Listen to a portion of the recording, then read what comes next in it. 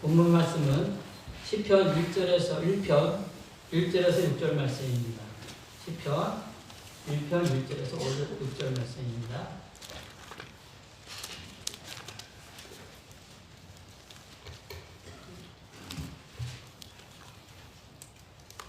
우리가 말씀을 찾으시면 교독하도록 하겠습니다. 복 있는 사람은 악인들의 길을 따르지 아니하며 죄인들의 길에 서지 아니하며 오만한 자들의 자리에 앉지 아니하고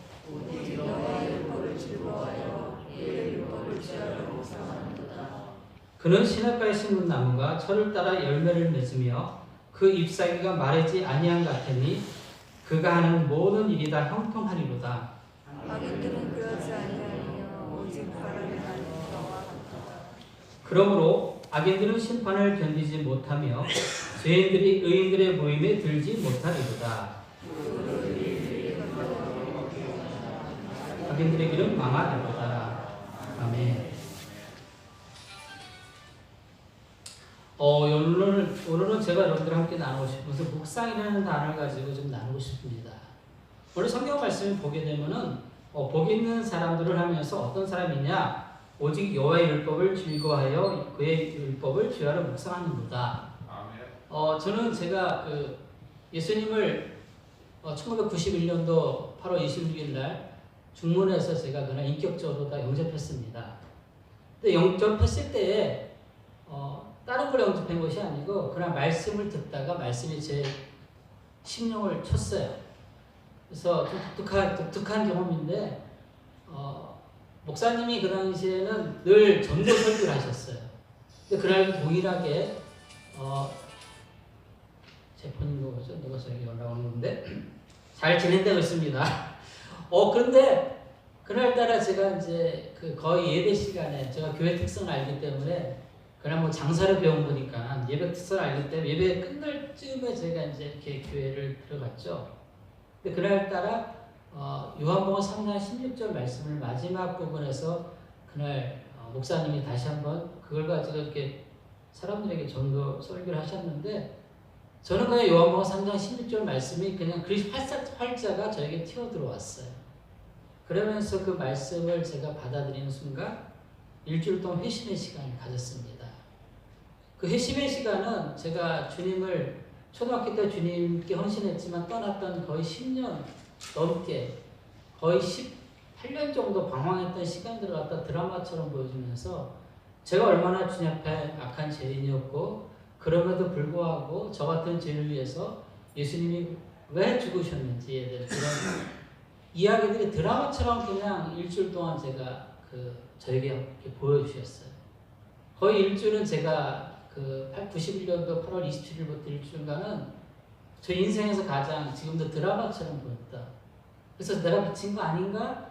그러면서 제가 이렇게 막 그걸 떨쳐버리려고 제가 막 술을 마시는 거예요. 그래서 술 마시다 다시 또 성경을 붙잡아요.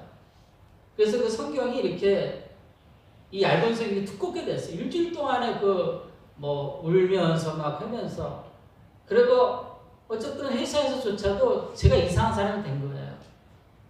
어쨌든 그렇게 하면서 제가 그 말씀을 통해서 주님을 경험하고 나서 굉장히 그 성경 공부에 대해서 갈급했는데 그때는 성경 공부가 별로 없었어요.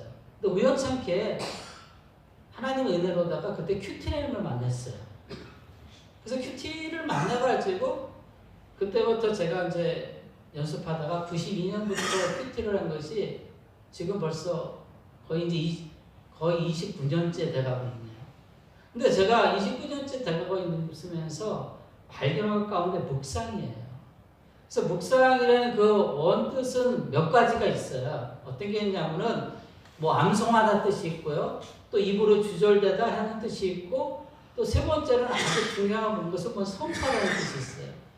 근데 많은 그러면서 제가 오랫동안 거기서 발견한 것은 뭐냐면은 묵상하다. 근데 또 한 가지는 심사숙고하다, 깊이 생각하다 여러 가지 뜻이 있지만 제가 발견한 것 가운데서는 암송하다, 그리고 주절절되다, 선포하다 이 세 가지가 저의 삶에서 많은 변화를 가져줬습니다.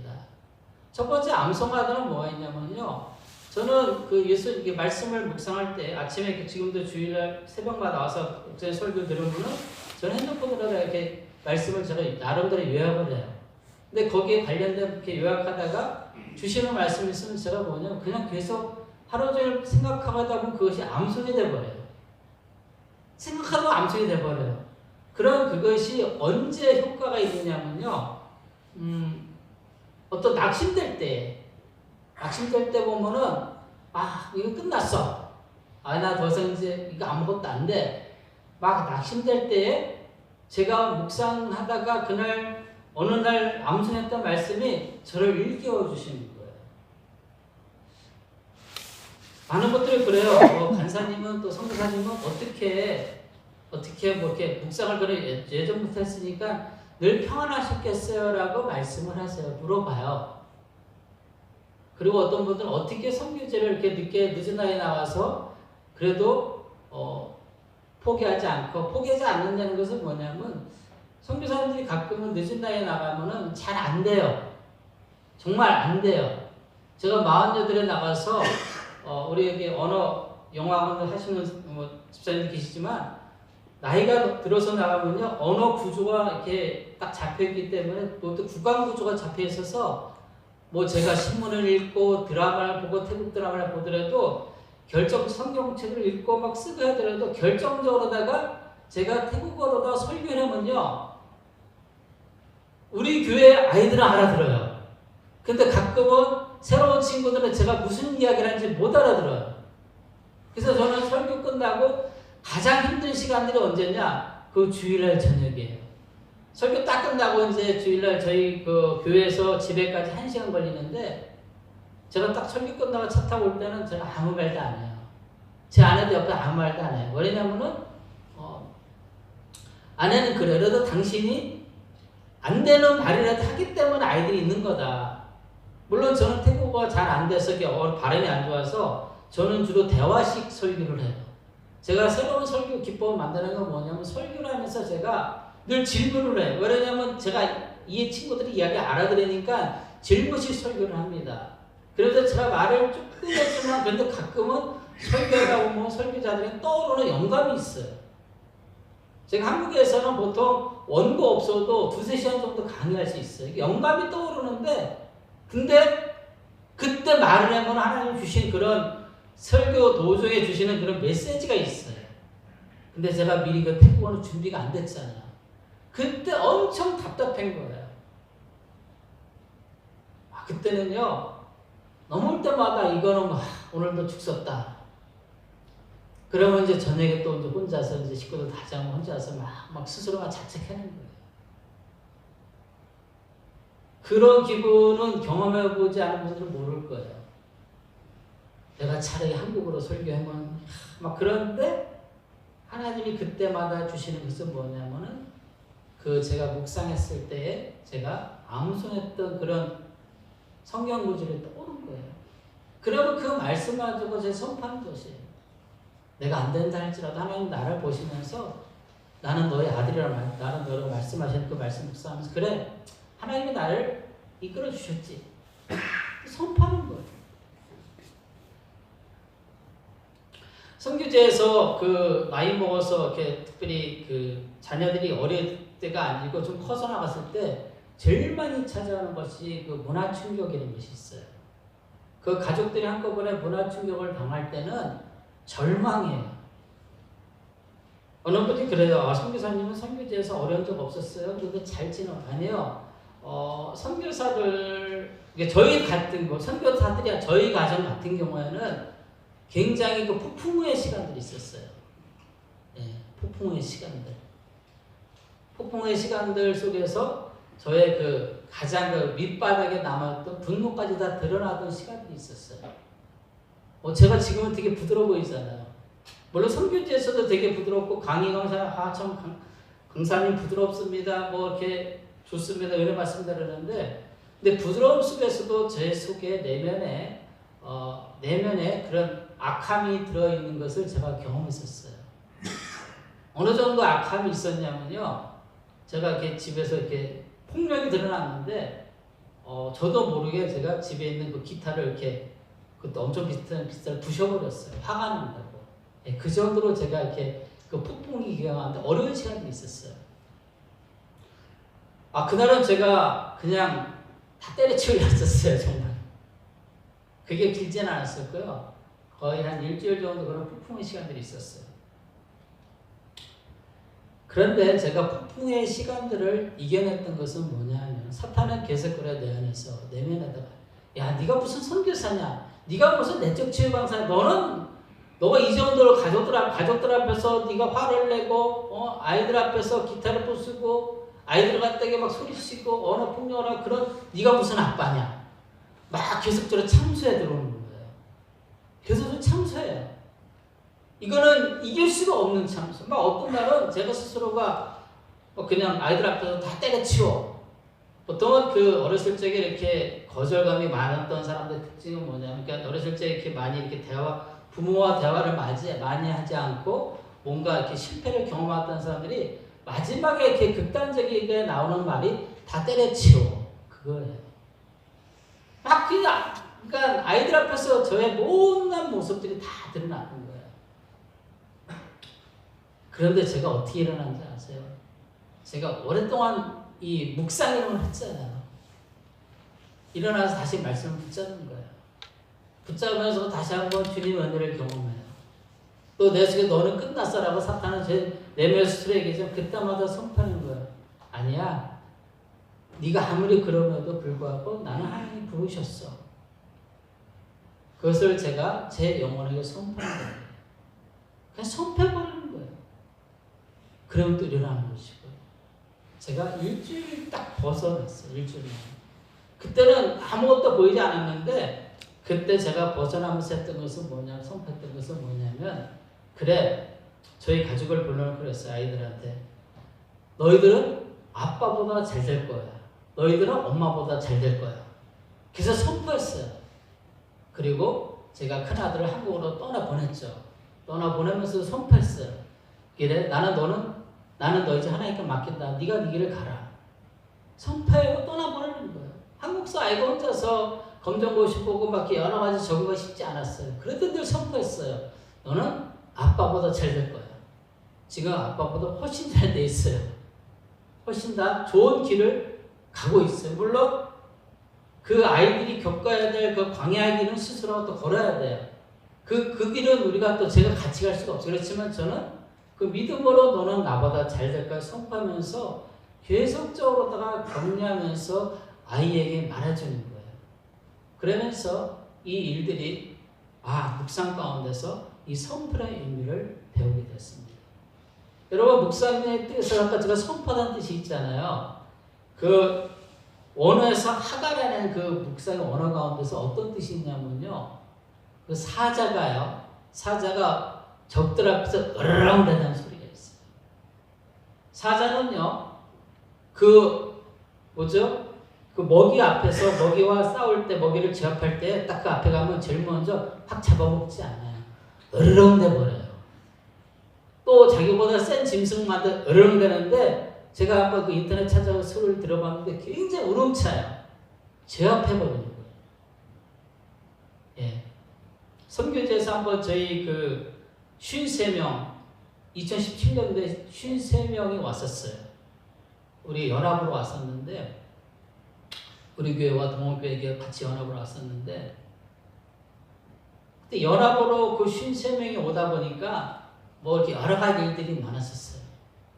거의 이제 그 피사르로가 북부 사역을 끝나고 방콕에 와서 사역을 하려고 그러는데 아침에 딱 보니까 이제 저는 팁을 이렇게 받아보면 알아요. 이 팀이 어떤 팀인지. 우리 제주국제 순복음교회 동원교회 팀이 둘이 같이 왔는데 딱 이게 예사롭지가 않아요.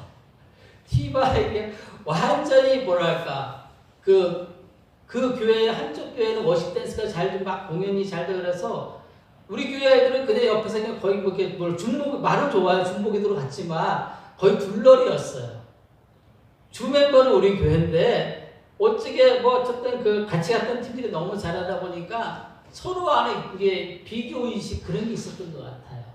근데 어쨌든 그 사역을 나가야 되는데 팀이 이게 뭐 왕창 뭐 서로 막 갈등이 일어나고 그래서 저희가 그때는 센터도 그 1층짜리 냄새나는 쥐 냄새 아주 지저분한 곳에 있었던 건물이 있었는데 그날 밤에 이제 앉아가지고 그 리더들과 같이 막 했는데 막 이게 절망이에요. 그리고 또 한 아이가 갑자기 부모님이 돌아가셔서 이 공항을 또 가야 되는 상황. 그래서 제가 이 아이를 공항까지 데려다주고 했는데 갑자기 사람이 이 스트레스가 쌓이면요 허리가 끊어질 것 같은 아픔이 와요. 이 운전을 할 수가 없을 정도로 허리가 아픈 거예요. 그리고 이제 뭐 어쨌든 막 참고 해서 이제 갔어요. 아니나 다를까 예배를 드려야 되는데 이 팀원들 안에 얼굴이 이게 뭐죠? 다들 그냥 물론 지치기도 했지만 어른들은 뭔가 이제 서로 안에 미묘한 갈등들이 보이고 아이들은 지쳐가지고 아무것도 안 되는 거예요. 근데 제가 배웠잖아요. 묵상 가운데 한 가지는 선포의 의미에 따라서 제가 그때는 제가 생각보다 갑자기 찬양을 바꿔서 그 찬양을 했어요. 내 영이 주를 찬양합니다. 내 영이 주를 기뻐합니다. 그래서 제가 그날 말씀을 하다가 그 팀들에게 선포에 대한 의미를 나누고 그냥 그 찬양을 했어요. 그게 바로 글로리 교회 안에서 일어났던 그 팀에 있었던 예배의 회복이었습니다. 그냥 단순하게 그 찬양 한 구절이었었는데 팀원들 모두가 그 아주 조그만 데서 땀 삐시면서 그 내용의 주를 찬양하려고 선포하고 예배할 때에 그 어둠이 떠나가고 그리고 팀원들이 그 다음 사역을 진행할 수 있었던 거예요. 여러분 우리가 묵상은요 그냥 혼자서 앉아서 가만히 있는 것만이 아니고요. 내 삶 가운데서 계속적으로다가 선포하고 그리고 이야기하고 달려나가는 것이에요. 그래서 묵상 가운데 또 그런 것이 있죠. 그럼 어떻게 우리가 묵상을 하다가 지속적으로 적용할 것인가? 여러분 묵상을 하신 것은 좀 적어주셔야 돼요. 뭐 핸드폰에 적든지 아니면 내 노트에 적든지 계속 적어주셔야 돼요. 그래서 사람들은 많은 지금까지 큐티 강사들이 이 강사들이 이야기도 너무 질리잖아요. 막 노트를 빽빽하게 적잖아요. 여러분 묵상은요 빽빽하게 적는 게 묵상이 아니에요. 분석하는 게 묵상이 아니에요. 오늘 나에게 주신 말씀만 단 3구절이라도 적어주는 거예요. 저는 제가 묵상 강의를 할 때 묵상 노트를 가지고 가요. 어떤 날은 내가 감동 안 될 때는 그냥 주님 그냥 오늘 생각 별로 이렇게 제가 감동받은 게 없네요. 그럼 빈노트로 나대요. 어떤 날은 뭐 한 절만 적을 때 있고요. 그러면서 저는 사람들에게 보여줘요. 여러분 큐티 강사들이 하는 그 너무 기가 막힌 거 보면 질리잖아요. 어떻게 한 장을 빡빡 채워요. 근데 그렇게 빡빡 채우다 보면 우리의 지성은 발달될지 몰라도 우리 안에 감성, 우리 안에 내면 가운데 주님과 교제하는 것은 우리의 지속이 안 되는 거예요. 그래서 가장 좋은 묵상은 단 한 구절이라도 내 내면에 들어와서 내가 먹고 내 양식이 되게 하는 거예요. 그래서 간단히 적고 하루 종일 살면서 생각해 보는 거예요. 제일 중요한 거 묵상의 결론은 저녁에 반드시 자기 전에 그런 질문을 하셔야 돼요. 주님, 오늘 제가 주님 앞에서 배운 것이 무엇이지요? 가르쳐 주세요. 짧은 질문이죠? 주님, 오늘 제가 주님 앞에 배운 것이 무엇이나요? 가르쳐 주세요. 길지도 않아요. 짧아요. 아주 단순하게 짧아요. 근데 그런 질문을 계속해 나갈 때 우리는 주님과 교통한다 그래요. 그래서 그때마다 어떤 일이 일어나는 거냐면은 내 사고로 내 생각으로 사는 것이 아니라 하나님의 말씀으로 살아가는 훈련을 계속하게 되는 것입니다. 그러면 묵상의 시간은 언제가 좋으냐? 그냥 내가 주님 앞에서 머물 수 있는 시간이면 돼요. 지금 박성교사가 오늘 박영선 교사 새벽기도 못 나왔죠. 저희 부부는 저희 부부는 묵상의 나눔 시간이 어떤 가정들은 아침에 일어나서 커피 마시고 나눈다고 한다는데 저희는 주로 저녁 때 나눠요. 묵상을 나눠도 하루에 어떻게 살아왔는지를 나눠요. 그것도 길지가 않아요. 그럼 어떨 때 30초도 안 돼요. 오늘 어땠어요? 이렇게 나누는 거예요. 그래서 제 아내 같은 경우는 아침에 이제 보통은 6시 넘어서 일어나요. 그러면 저는 새벽에 일어났다가 낮에 조금 자는데 박영일 선교사 특징은 일어나면 잠을 안 자요. 그래서 너무 일찍 일어나면 하루 종일 피곤하기 때문에 박영일 선교사 같은 경우에 일어나서 묵상하고 그 삶이 하루 쭉 연결되기 때문에 그래서 저하고는 좀 달라요. 그래서 자기가 가장 하나님 앞에 머물 수 있는 시간 그리고 홀로 머물 수 있는 시간을 만들어서 묵상하시면 되는 거예요. 그래서 근데 저거는 이제 오늘 제가 하나님 앞에서 무엇을 배웠나요? 가르쳐서 끝나는데요. 박영희 선교사는 약간 한 단계 저보다 더 나가는 묵상을 하더라고요. 박선교사는 매일 저녁마다 길지 않아요. 박선교사도 노트를 나중에 보여드리려고 했어요. 길진 않고요. 묵상 다음에 감사할 이야기, 내가 오늘 앞에서 무엇을 감사할까 해서 한 3개 정도만 적어요. 기본적으로 2-3개를 적는데 독특해요. 그냥 아주 사소한 것까지 해서 이렇게 감사를 찾아 나가는 거예요. 자, 정리할게요. 짧죠? 묵상이 어렵지 않죠. 그런데 이렇게 해나가다 보면 삶이 습관화되다 보면요. 내 마음이 평안히 찾아오는 거예요. 미래에 대한 염려가 없는 거예요. 저는 지난주에는 제가 어제 잠깐 이 칼럼을 써라 해서 원래 칼럼을 쓰게 된 이유가 화요일날 목회자 모임을 하면서 제가 여러 가지 얘기를 나누다가 유 목사가 이번에 그냥 떠나기 전에 칼럼 하나 썼는데 저는 이번에 그 묵상을 계속하는 사람들과 만남 속에서도 하나님의 음성을 들을 수가 있어요. 저는 이번에 제일 많이 제가 다시 한번 이기사역을 준비할 때 가장 확신을 잡은 말씀이 뭐냐면 마태복음 6장 33절 말씀이에요. 그거는 앉아서 묵상한 것이 아니고 듣다 보니까 계속 만나는 그 영적 거장들이 했던 얘기는 뭐냐면은 그냥 마태복음 6장 33절 말씀을 가지고 살다 보니까 그냥 이따인 걸 다 포기할 수 있고 그래서 다 들을 수 있고 근데 나중에 보니까는 우리들의 모든 걸 채워주시더라. 너무 기가 막히지 않나요? 근데 제가 만났던 모든 그런 어떤 그 사람들의 이야기 또 만났던 사람들이 거의 다 그렇게 살았어요.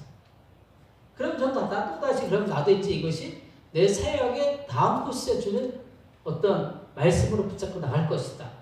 그럼 저는 이 말씀은 매일매일 삶에서 제가 곤란을 겪을 때마다 그냥 계속 나가는 거예요. 근데 이상하죠?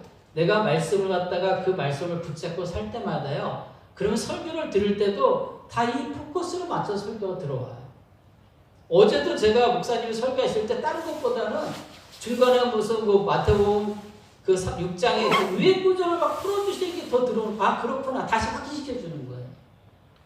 그래서 여러분들이 갖고 있는 말씀이 있어야 돼요. 여러분들이 늘 묵상하는 말씀이 있어야 되고, 나에게 주신 말씀이 있어야 되고, 그렇게 살아갈 때 오늘 나온 말씀 뭐죠? 3절 말씀 이렇게 한번 읽어볼까요? 자, 1장 3절 말씀입니다. 시편 1편 3절 말씀 시작. 그는 시냇가에 심는 나무가 철을 따라 열매를 맺으며 그 잎사귀가 마르지 아니한 같으니 그가 하는 모든 일이 반통하리로다. 아멘. 애들 신선한 삶을 사는 거예요. 묵상하는 사람들은 그냥 묵어던 말씀 오는 게 아니고 날마다 신선한 삶을 사는 거예요.